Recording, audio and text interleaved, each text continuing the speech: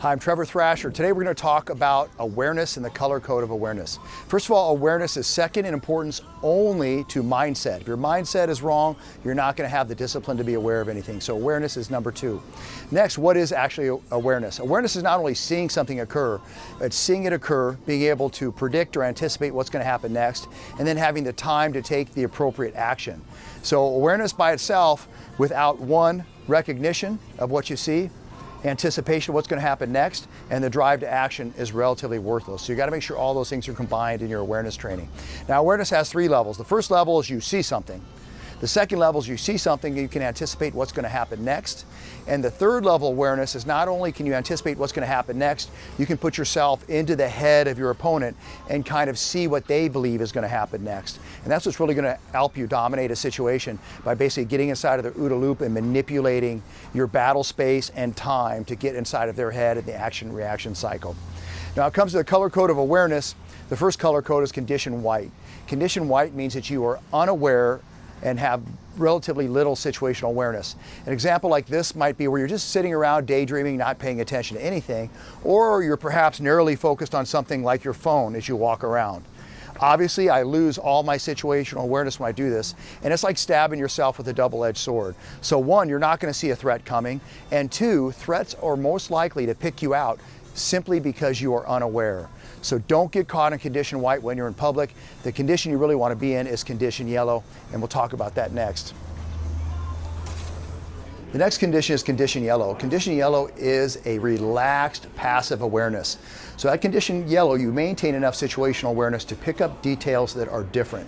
So when you get into any environment, you want to quickly establish a baseline for what is normal behavior from people, what do people normally look like in that environment. So after you establish that baseline, condition yellow allows you to pick up something that sticks out within that baseline, some type of anomaly. And that's the whole point of it. Now, for example, if I were to come here and I see someone come in the entrance and they look different, they act different, and they relate to other people in a different manner than everybody else, different than the baseline, I'm going to start to pay active attention to them. And active attention is what we call condition orange. So I'm paying particular attention to a location or a person or an event, and now I'm looking to see if they are a danger to me or others.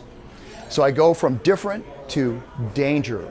Now, a big part of this is note that your focus will tend to drive towards whatever you're looking at, and you'll start to lose focus and awareness of other things. So be cautious of what we call the +1 rule. The +1 rule simply states that there will be another attacker, there will be another attack, and the attacker will have another weapon. So when I see one threat coming in, I want to do my best to scan and look to see if there are other threats in the area. Now, if I've noticed that person and I've determined that they're dangerous, at condition orange, I have the ability to take some initial actions. Prepare myself, avoid the situation, take my loved ones and get them to safety, or start to position myself so I'm better able to respond from a superior position and a superior state of readiness. Our next condition up from there is condition red. Condition red is basically where you're in action. So not only have you detected something different and something that's dangerous, but now you or others are in danger and you have to act. So that's really when fight, flee, posture, submit comes into play. Now, our last level is condition black. Now, condition black, the way we treat it, is that you are in information overload. You have so much coming in so suddenly that you cannot process it, and you typically fail to defend yourself, or you flail as you defend yourself in a very unskilled manner. So it's failing or flailing in condition black. Now, the easiest way to get to condition black is to walk around in condition white, because you're likely to be surprised, too much information is going to come in too quick, and you're not going to be able to respond effectively. So the key part of this is use those condition orange situations to prepare yourself for action before you really need it. And another thing you can do is you can go out and utilize what we call active awareness. So I know, or proactive awareness. So I know actively when I see something go to potentially dangerous, I'm actively aware. Proactive awareness means I look for those things ahead of time. So for example, when I switch and transition between environments, I'm getting out of my car into a parking lot, I do a quick scan of that parking lot before I actually exit my car. The same thing if I come out of a building into the parking lot, I'll look around that parking lot proactively to see if there's any danger ahead of me.